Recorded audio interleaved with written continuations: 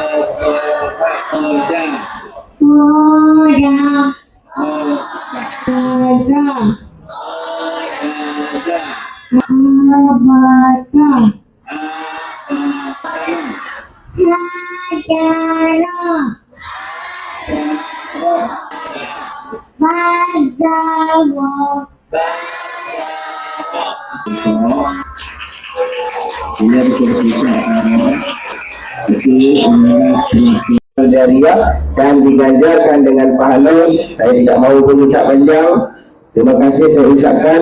Wabillahi taufiq wal hidayah. Wassalamualaikum warahmatullahi taala wabarakatuh.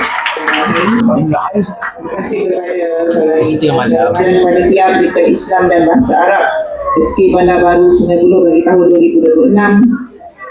Barisan ahli jawatan kuasa pelaksana, guru-guru dan anak-anak bonda yang bonda kasihi sekalian, Assalamualaikum warahmatullahi wabarakatuh.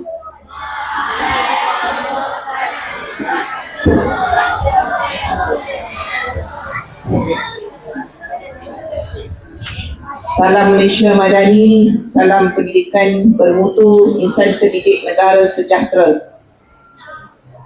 Mohon beri perhatian, duduk tegak, elok-elok, senyap, pandang depan.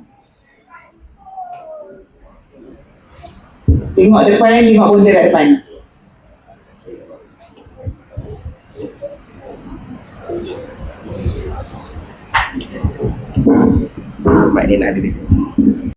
Sama-sama dapat menjayakan dan seterusnya melaksanakan program Ihya Ramadan pada hari ini dengan penuh keberkatan.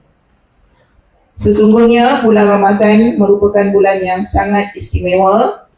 Ia bukan sahaja mendidik kita menahan lapar dan dahaga, tetapi juga melatih kita memperbaiki adab dan akhlak, memperbanyakkan amal ibadah serta meningkatkan keimanan dan ketakwaan kepada Allah Subhanahu wa taala.